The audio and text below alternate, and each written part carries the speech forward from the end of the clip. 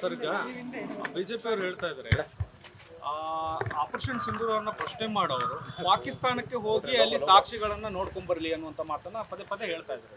ನೋಡಿ, ಬಹಳ ಸ್ಪಷ್ಟವಾಗಿ ನಾವು ಮೊದಲೇ ದಿನದಿಂದನೂ ಹೇಳ್ತಾ ಇರೋದು, ಸರ್ಕಾರದ ಯಾವುದೇ ನಿರ್ಧಾರ ಇದ್ರೂ ನಾವು ಸರ್ಕಾರದ ಜೊತೆ ಇದ್ದೀವಿ. ನೀವು ಸೀಸ್ ಫೈರ್ ಘೋಷಣೆ ಮಾಡಿದ್ದೀರಾ ಅಥವಾ ನಿಮ್ಮಿಂದ ಆಯ್ತಾ, ಭಾಳ ಸಂತೋಷ. ಆದರೆ ಅದನ್ನು ಘೋಷಣೆ ಮಾಡ್ತಾ ಇರೋದು ಡೊನಾಲ್ಡ್ ಟ್ರಂಪ್ ಅವ್ರು ಯಾಕೆ ಮಾಡ್ತಾ ಇದ್ದಾರೆ? ಮತ್ತು ನಿಮ್ಮ ಹೇಳಿಕೆಗೆ ಮತ್ತು ಅಮೆರಿಕದ ರಾಷ್ಟ್ರಾಧ್ಯಕ್ಷರ ಹೇಳಿಕೆಗೆ ವ್ಯತ್ಯಾಸ ಯಾಕಿದೆ? ನಿನ್ನೆ 7ನೇ ಬಾರಿ ಡೊನಾಲ್ಡ್ ಟ್ರಂಪ್ ಅವರು ಹೇಳ್ತಾ ಇರೋದು ನನ್ನಿಂದ ಆಗಿದೆ ಅಂತ. ಅಮೆರಿಕದ official press secretary, Donald Trump ಅವರ ಪ್ರೆಸ್ ಸೆಕ್ರೆಟ್ರಿ ಒಂದು ದೊಡ್ಡ ಪೋಸ್ಟೇ ಹಾಕ್ತಾರೆ, ಡೊನಾಲ್ಡ್ ಟ್ರಂಪ್ ಅವರಿಗೆ ಈ ಸೀಸ್ ಫೈರ್ ಶ್ರೇಯ ಸಲ್ಲಿಸಬೇಕು, ಅವರಿಗೆ ಸಿಗಬೇಕಾಗ್ತಾ ಇರುವಂಥ ಕ್ರೆಡಿಟು ಸಿಗ್ತಾ ಇಲ್ಲ ಅಂತ ಹೇಳ್ತಾ ಇದ್ದಾರೆ. ನಾವು ಕೇಳ್ತಾ ಇರೋದು ಇಷ್ಟೇ, ನಮ್ಮ ವಿದೇಶಾಂಗ ನೀತಿ ಏನಿದೆ ಅದು ತೀರ್ಮಾನ ತಗೋತಾ ಇರೋದು ಇವತ್ತು ನರೇಂದ್ರ ಮೋದಿಯವರ, ಡೊನಾಲ್ಡ್ ಟ್ರಂಪ್ ಅವರ. ಸಿಂಪಲ್ ಪ್ರಶ್ನೆ ಅಲ್ವಾ? ಅದು ಇದು ಬಿಟ್ಟು ನಾವು ಆಪರೇಷನ್ ಸಿಂಧೂರ್ ಬಗ್ಗೆ ಏನಾದರೂ ಅಂದಿದ್ದೀವ? ಅಥವಾ ಸೇನೆ ಪಡೆ ಬಗ್ಗೆ ಏನಾದರೂ ಅಂದಿದ್ದೀವ? ಇವ್ರು ಕೊಟ್ಟಿರೋ ದಾಖಲೆ ಬಗ್ಗೆ ಏನಾದರೂ ಅಂದಿದ್ದೀವ? ಇವತ್ತು ಯಾರಾದರೂ ಸೇನೆಗೆ ಅಗೌರವ ಮಾಡ್ತಾ ಇರೋದು ಅಥವಾ ನಮ್ಮ ಯೋಧರಿಗೆ ಅವಮಾನ ಮಾಡ್ತಾ ಇರೋದಂದರೆ ಬಿ ಜೆ ಪಿಯವರೇ. ಯಾಕೆ ಇನ್ನೂ ಕೂಡ ಮಧ್ಯಪ್ರದೇಶಿನ ಉಪಮುಖ್ಯಮಂತ್ರಿಗೆ ಸಂಪುಟದಿಂದ ವಜಾ ಮಾಡಿಲ್ಲ? ಯಾಕೆ ಇನ್ನೊಬ್ಬರು ಮಧ್ಯಪ್ರದೇಶ್ ಮಂತ್ರಿ ಕುರೇಶಿ ಅವ್ರ ಬಗ್ಗೆ ಮಾತಾಡಿದ್ರಲ್ಲ, ಸೋಫಿಯಾ ಕುರೇಶಿ ಅವ್ರ ಬಗ್ಗೆ, ಯಾಕೆ ಆ್ಯಕ್ಷನ್ ತಗೋತಾ ಇಲ್ಲ? ಇವರ ದೇಶಭಕ್ತರು, ಇವರಿಂದ ಕಲಿಬೇಕಾ ನಾವು? ತಿರಂಗ ಯಾತ್ರೆ ಮಾಡ್ತಾ ಇದ್ದಾರಲ್ಲ, ಹೇಳಬೇಕಲ್ಲಿ ತಿರಂಗ ಯಾತ್ರೆಯಲ್ಲಿ ಮಧ್ಯಪ್ರದೇಶಿನ ಉಪಮುಖ್ಯಮಂತ್ರಿ ಬಗ್ಗೆ ಮತ್ತು ಮಧ್ಯಪ್ರದೇಶಿನ ಮಂತ್ರಿಗಳ ಬಗ್ಗೆ, ಯಾರೋ ಶಾ ಅಂತೆಲ್ಲ, ವಿಜಯ್ ಶಾನೋ ಯಾರು, ಏನು ಹೇಳ್ತಾರ್ರಿ? ನಾಚಿಕೆ ಬರಲ್ವ ಇವರಿಗೆ? ಅವಮಾನ ಮಾಡ್ತಾ ಇರೋದು ನಮ್ಮ ಸೈನಿಕರಿಗೆ. ಅದ್ರ ಬಗ್ಗೆ ಮಾತಾಡೋಕ್ಕೆ ತಯಾರಿದ್ದಾರಾ ಬಿ ಜೆ ಪಿಯವರು? ಸುಮ್ಮನೆ ಏನೋ ಉಡಾಫೆಯಾಗಿ ಮಾತಾಡೋದಲ್ಲ, ನಾಚಿಕೆ ಬರಬೇಕು ನಿಮಗೆ. ನಮ್ಮ ವಿದೇಶಾಂಗದ ನೀತಿ ಇವತ್ತು ಬೇರೆ ರಾಜ್ಯದ ಅಧ್ಯಕ್ಷರು, ರಾಷ್ಟ್ರದ ಅಧ್ಯಕ್ಷರು ಮಾತಾಡ್ತಾರಂದರೆ ಏನಾಯ್ತು?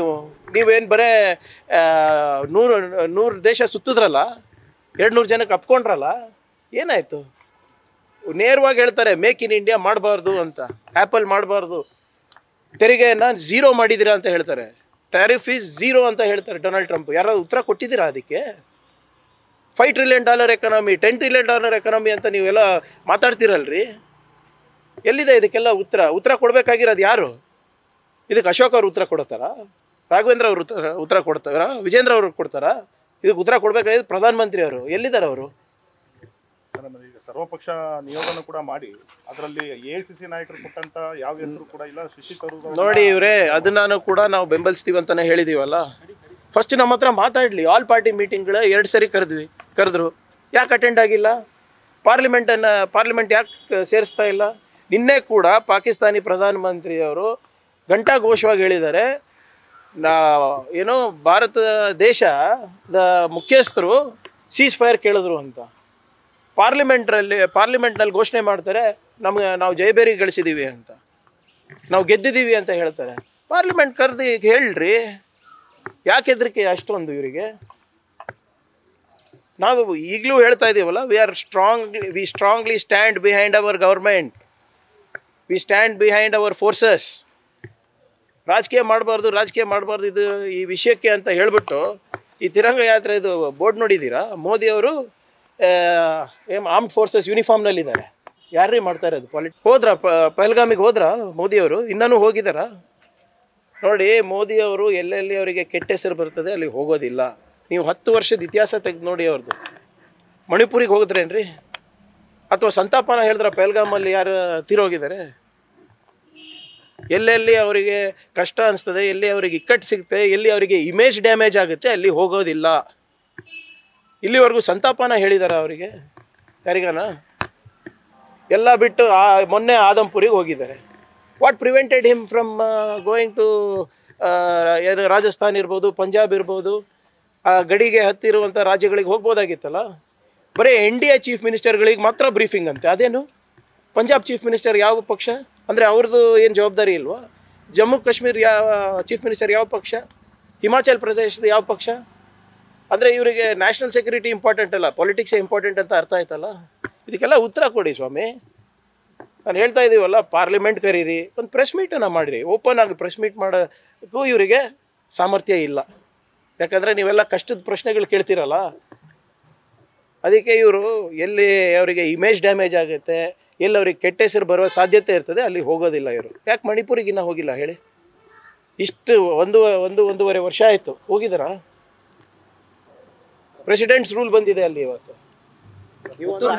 ಮಂಜುನಾಥ್ ಸ್ಟೇಟ್ಮೆಂಟ್ ಉಲ್ಲೇಖ ಮಾಡಿ ಕಾಂಗ್ರೆಸ್ ಯಾವತ್ತು ಪಾಕಿಸ್ತಾನದ ಪರ ಅಂತ ಚಲವಾದಿ ನಾರಾಯಣ ಸ್ವಾಮಿ ರೀ, ಅವ್ರಿಗೆ ಏನಾದರೂ ಇತಿಹಾಸ ಗೊತ್ತಿದೆ ಆಮೇಲೆ ನಾನಂತೂ ಅವತ್ತೇ ಹೇಳಿದ್ದೀನಿ, ರಾಜೀನಾಮೆ ಕೊಟ್ಟು ಮಾತಾಡಲಿ ಏನಾದರೂ ನೈತಿಕತೆ ಇದ್ದರೆ.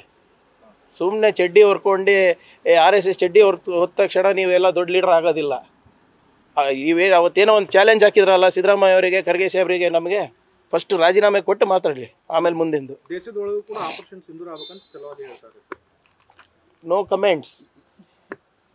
ವಿರೋಧ ಪಕ್ಷದ ನಾಯಕರಿಗೆ ನಮ್ಮಿಂದ ಏನಾದರೂ ಉತ್ತರ ಬಯಸ್ತಾ ಇದ್ರೆ ಫಸ್ಟ್ ರಾಜೀನಾಮೆ ಕೊಟ್ಟು ಮಾತಾಡಲಿ. ಅಲ್ಲಿ ತನಕ ಅವ್ರೇನಿದೆ ಸದನದ ಒಳಗಡೆ ಮಾತ್ರ ನಾನು ಉತ್ತರ ಕೊಡಬೇಕಾಗ್ತದೆ. As A leader of opposition ಅವ್ರು ಏನಾದರೂ ಪ್ರಶ್ನೆ ಅಲ್ಲಿ ಕೇಳಿದ್ರೆ ಮಾತ್ರ ನಂದು ಉತ್ತರ. ಹಿಂಗೆ ಹೊರಗಡೆ ಕೇಳಿದ್ರೆ ಇಲ್ಲ. ಚಾಲೆಂಜ್ ಹಾಕಿದ್ರಲ್ಲ, ತೋರಿಸಿದೀವಲ್ಲ, ರಾಜೀನಾಮೆ ಕೊಟ್ರೇನ್ರಿ? ಆಮೇಲೆ ಏನು ಉಡಾಫೆ BJP ಅವ್ರು ಮಾತಾಡಿದ್ರು ಆಗಲ್ಲ. ನಮ್ಮ ಪ್ರಶ್ನೆ 4-5 ಪ್ರಶ್ನೆ ಕೇಳಿದೀವಲ್ಲ, ಅದಕ್ಕೆ ಉತ್ತರ ಕೊಡ್ಲಿ ಅವ್ರು ಫಸ್ಟ್. ಸರ್, ಆಫ್ಟರ್ ಸಾಧನಾ ಸಮಾವೇಶ ಸಚಿವ ಸಂಪುಟದಲ್ಲಿ ಮೇಜರ್ ಸರ್ಜರಿ ಆಗುತ್ತೆ ಅಂತ ಚರ್ಚೆ ಸರ್. ಫಸ್ಟ್ ಸಾಧನಾ ಸಮಾವೇಶ ಮುಗಿಲಿ, ಆಮೇಲೆ ಈ ಚರ್ಚೆಗಳು ನೀವೇ ಹುಟ್ಟಾಕ್ತೀರ. ನಮ್ದ್ರಲ್ಲಿ ಯಾವುದೂ ಇಲ್ಲ. ಆಗ್ಬೇಕು ಅಂತಾನೆ ಸರ್, ಆಕ್ಟಿವ್ ಆಗಿ ಎಲ್ಲ ನೋಡಿ, ಎಲ್ಲರಿಗೂ ಆಸೆ ಇರ್ತದೆ, ಆದರೆ ಸದ್ಯಕ್ಕೆ ಯಾವುದೇ ಚರ್ಚೆ ಎಲ್ಲೂ ನಡೆದಿಲ್ಲ. ಸೊ ಎಲ್ಲರದು ಕಾನ್ಸಂಟ್ರೇಷನು 2 ವರ್ಷದ ಸಾಧನೆಗಳನ್ನು ಮತ್ತು ನಮ್ಮ ಗ್ಯಾರಂಟಿ ಯೋಜನೆಗಳನ್ನು, ಇಲಾಖೆಯ ಯೋಜನೆಗಳನ್ನು ಜನರಿಗೆ ತಲುಪಿಸೋದಷ್ಟೇ ನಮ್ಮ ಉದ್ದೇಶ. ನ್ಯೂಸ್ ಫಸ್ಟ್, ನಿರ್ಭೀತಿಯಿಂದ ನಿಮ್ಮ ಪರವಾಗಿ.